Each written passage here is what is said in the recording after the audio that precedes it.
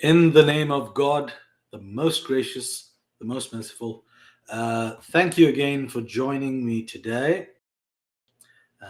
It is Friday, the 14th of January. It's a brand new year, and we are on chapter 13 that we're covering in the revelation order of the Quran. And like I mentioned to you last week, this is going to be a very, very short chapter, but it communicates so much more than we actually know. And let me just double check uh, because I also want to let you know what we will be looking at next week. And I seem to have forgotten which one we'll be looking at next week because it is important to understand where the flow is going. So today's chapter is called Surah Asr, Surah Al Asr. And it means the time, it means the declining day, it means many things. Uh, and God is swearing by it in this chapter. Give me 1 second. So we've done all of this. Oh, okay. Surah Adiyat. Surah Adiyat. That's also a fantastic chapter, which I quite love. Um, Now, this is three short verses. That's it. Nothing longer, nothing less. And there are one or two other chapters like this, which are very trim, very short, but they communicate so much. And this is one of the first really short chapters of the Quran that was revealed to the Prophet. But what it does is it encompasses all of human life in three verses. In fact, it does so in one verse because it tells who is not in loss, who is on the right path. And it is an incredible chapter. So I'm going to read it briefly, as brief as can be, because it's very short. And then I'm going to discuss it. In Urdu, we have a saying called, not called, we have a saying को कूजे में बंद कर देना, which means tying up the ocean or the sea in a small vessel or a small cup. That is essentially what this chapter does. And it is important to know why that's important or why that's valuable, even before we start reading. So these are the early days of Islam. Most people who at the time were not Muslims, not followers of Prophet Muhammad, they were not really interested in what the Prophet or a few of his friends had to say. Oh, so you talk about a God, where is he? What does he do? What does he look like? I haven't seen him. Why should I believe you? Oh, you've lost your mind. Your family is against you. Your society is against you. Your community is against you. You're suffering at work. Why should we believe you? So at the time, as you've seen in the last 12 weeks, most of the chapters, the recitation, if you look at the Arabic part, is sonorous, it's memorable, it is lyrical, it has a rhythm, it has all of those qualities that you may not see in later chapters, which may be longer, which may require deeper thought, which may require more time to focus. And you don't see that here. Here, they're trim, they're quick, they're memorable, they're pleasant to hear. And not to say that the later chapters are not pleasant to hear. What I'm trying to say here is that they were designed in a way for the non-Muslims or the non-believers to be caught by them, make them sound catchy, make them trim, make the subject matter be pertinent to what they're thinking at the time. That is very, very important. So that is why something so trim, three verses, out of them, the first two are just creating a context, may I just say. And that is the state of affairs, that this is how it was revealed, how it was recited, and this is how it can be remembered between all people. So if they say, hey, why don't you recite Surah Al-Asr? You can do it within 30 seconds. And if you can do it within 30 seconds, there is a stronger chance that you can remember it. And if a Muslim can remember it, there's a very strong chance that a non-Muslim who may hear it again and again will remember it too. And start focusing on the words and say, wow, what does that mean? So at the time, that was one intention. But also the other intention was God exhibiting his poetic prowess, his ability to balance comprehensiveness and brevity in the same thing. So within one verse, he has layered so many things which you can meditate upon in so many religions or in so many practices. You can meditate upon those very things. And God has done that so cleanly. So it's also showing that. Which means if somebody's I am essentially trying to do, you kind of trying to dig deep into the meaning of every single verse, every single word. It's not just lazy, leisurely reading, because 3 verses could carry the summary of human life in the universe. So without further ado, in the name of God, the most gracious, the most merciful, by al-asr, which means the time. So God, when God says by, it means God is swearing by it. By the time, verily, man is in loss. These are the first 2 verses. By the time. So God is swearing by the time. What that means is that it is encompassing everything, because time encompasses everything. Time is everywhere.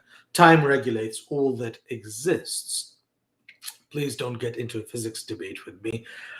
I'm just using it as the layperson understands it. Maybe time is something else. But for the sake of our exploration of religion, time encompasses. By the time, verily man is in loss. What this is saying is, if you look at all aspects of time, man is verily in loss. This paints a picture of the human condition. Now, that loss could be very, very subjective, or that loss could be objective and measurable, quantitative, or that loss could be emotional or spiritual. But what we can agree upon in this translation is that man is in loss over all time. And then comes the verse.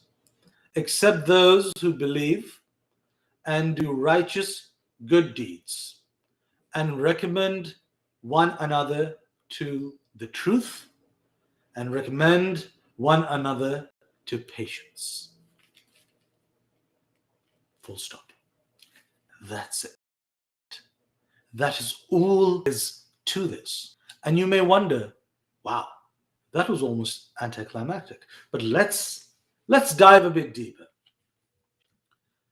By the time, verily man is in loss, except those who believe. In this regard, believe means those who believe in Islam, Islamic monotheism, because this was targeted particularly at the people of the time who didn't believe in one God. But it can also be applied here on monotheistic principles. But I would make the argument, and I always make the argument, and I may get into some trouble with some Muslims at the point, but I always make the argument that before you start deciding religion, no religion, which religion is better than the other, believing and non-believing should be the dividing factor. So if you don't believe, that is one entity. And if you believe, monotheism, polytheism, pantheism, being a deist, antagonist, whatever. Not antagonist. What is it? Agnostic. That comes later. But the first is that you believe. So except those who believe. And here it says in Islamic monotheism in the bracket. But I would argue for those who believe are still doing much better than those who don't. But that's my biased opinion. And do righteous good deeds and recommend one another to the truth. What does that mean? Here it says, order one another to perform all kinds of good deeds, which God has ordained, and abstain from all kinds of sins and evil deeds, which God has forbidden. Makes sense, understandable. But if I pause here and I ask you, if you've been listening to what we've been discussing for the last 12 weeks, 13 today, what are the good deeds? So the good deeds that have been mentioned are prayer and a lot of charity. Help the poor, help the weak, help the orphan, be compassionate, be merciful, be loving, be truthful. The good deeds have been mentioned, and some examples have been mentioned through Abu Lahab or through Mughira or through a few other examples. And then Moses has been mentioned, Abraham and other prophets and important people in history have been mentioned. So we kind of, even when it says do good deeds, we have an idea of what is being said. It can't be, you can't pick this chapter out of thin air and say, whoa, you haven't told us what you mean by good deeds. There is no context here. I don't understand. No, you do understand, because in the past 12 weeks, we have seen the topic being addressed again and again. So, of course, we know what good deeds are being talked about and what bad deeds. And recommend one another to patience. Instead of patience, you can use perseverance, you can use patience, you can use all kinds of things. And it refers to the sufferings, harms, and injuries which one may encounter in God's cause during religion or jihad. Now, the term jihad has been usurped by geopolitical forces post 9/11, and it has been taken to mean something that it actually isn't.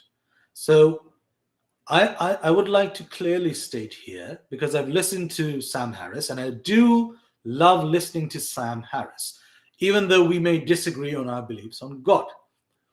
But I love listening to Sam Harris, and I was watching him on the Bill Maher show, and he was explaining to actor Ben Affleck about divisions in Islam. And he said there are moderates, then there are the conservatives, then there are the Islamists, and then there are the jihadists. And I have friends in the media in other countries, in India or in England or America for that matter, in Canada, who have used the term Islamist, jihadists, and so forth. May I just clarify here, for whoever is listening or will listen to this at a later date. In Islam or Arabic or Urdu or any language that I know, jihadist is not a term. Islamist is not a term. The ist and the ism is an Anglophone, or shall I say Eurocentric habit of categorization. And we've touched upon categorization before, but you have to understand that this is an Orientalist Western lens of Islam, which does not exist when it comes to Islam in and of itself. So if you are reading the Quran and you encounter the term jihad, let me just tell you what jihad would actively translate to. See, look, even in the Merriam-Webster, it says a holy war waged on behalf of Islam as a religious duty. No, that is not the first definition. The first definition, it moves later. So, a personal struggle in devotion to Islam, especially involving spiritual discipline. And in Wikipedia, it says it literally means striving or struggling, especially with a praiseworthy aim.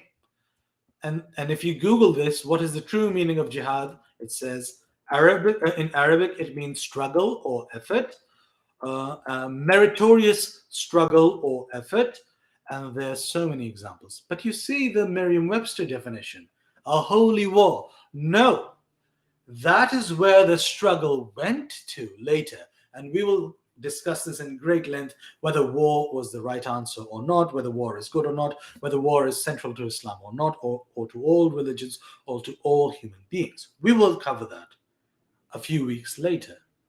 But what I want to meditate on here is jihad does not mean religious war. If it means war, it means war in the sale of artillery and fighting one another only. The first battle is always against your own self. To thine own self be true. The dragon is not without, it is within. You can cover all religions, all philosophy, all spiritual texts. and they will all advocate for the difficulties or the problems or the issues faced by human beings to be internal, not external. In common language, in our current lexicon, we say you can't control what happens to you, you can control how you react to it. That's an external versus internal dialogue. The same applies here. So when the Quran refers to jihad, it does not mean waging a holy war in the name of Islam. It means struggling, striving, and putting in effort in the name of spiritual discipline.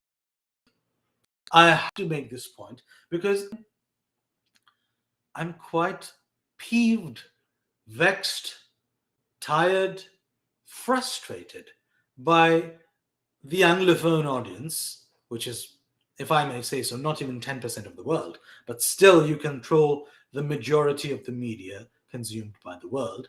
And the terms that you put out into the world end up being what people believe. So there are countless people around the world who now believe that jihadist is a term, Islamist is a term, and I have to clarify that in Islam or in South Asia or in the Middle East, in languages that I know and am familiar with, jihadist or Islamist is not a term. There is a religious Muslim and there's a non-religious Muslim. There's an extremist Muslim and there's a moderate Muslim. There is an extremist Muslim who leans towards piety and compassion and love and moral code towards his own actions, and there's an extremist Muslim who goes and spreads violence. They do not represent the whole. They may be a percentage, sure. And as a community, I wouldn't say a community, but as people of a particular faith, we condemn that extremism repeatedly. We do not advocate the taking of any life, whether it's Muslim, non-Muslim, man, woman, child, it does not matter. We do not advocate for it. When we do reach those parts of the Quran where this is being discussed, I will contextualize it for you, and you will see that as a religion, Islam never advocates for violence towards anyone. We have to contextualize it and analyze it further. So to bring the discussion back, when it says, except those who believe and do righteous good deeds and recommend one another to the truth and recommend one another to patience, which means encountered in God's cause while preaching his religion and jihad. It means this. It means self-discipline is by far one of the hardest things one human can do. You can get over heartbreak. You can get over a job loss. You can get over most, if not all, failures.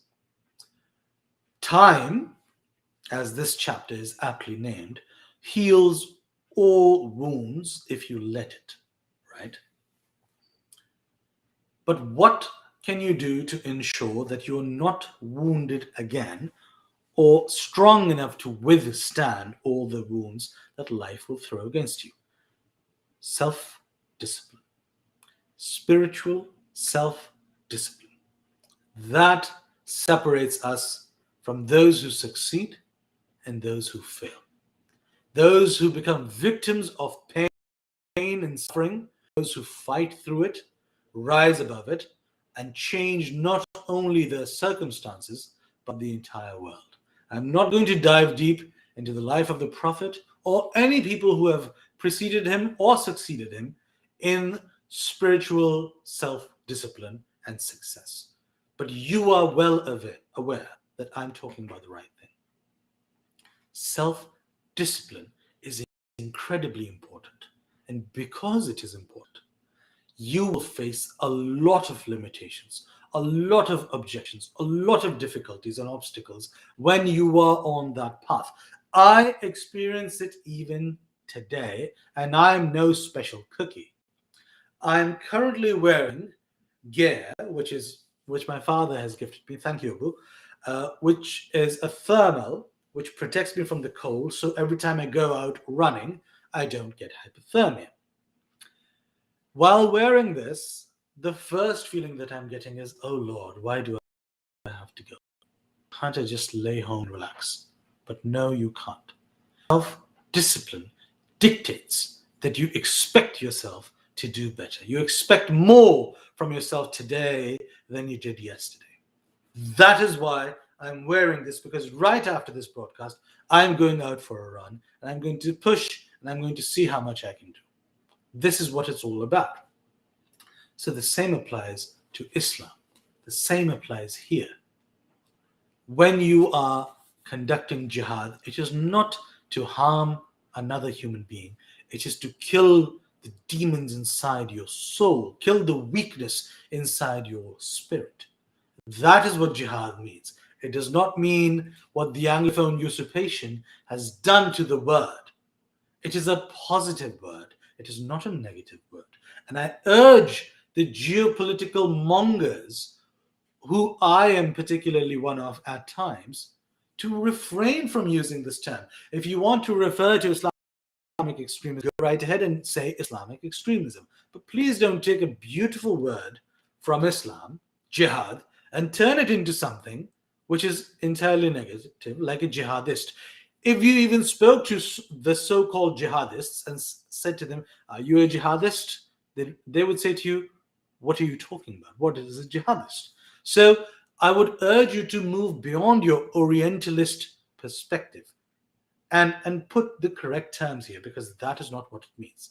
So again, before we finish, in the name of God, the most gracious, the most merciful, by the time verily man is in loss, except those who believe and do righteous good deeds, and recommend one another to the truth, and recommend one another to patience. That is it. That is the crux of the religion. You believe, you do good deeds, you recommend good deeds, and you recommend patience. That's it.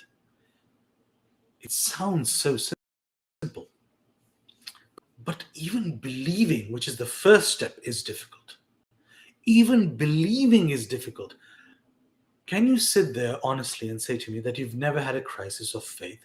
I have, and I am an absolutist when it comes to believing in God.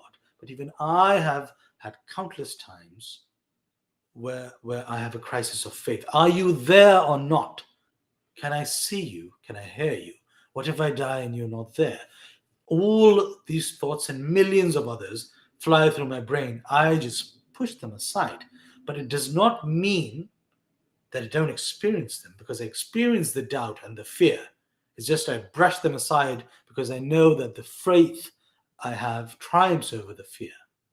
Similarly, believing in itself is very difficult. Doing good deeds is even harder. We've named some good deeds, but there's so many others. Being nice to your fellow man, being caring, being charitable, love thy neighbor, caring for one another, supporting one another, giving away that which you need for someone else's benefit. There's so many positive deeds. And then recommending others to follow those deeds. And then in times of tribulation, recommending patience.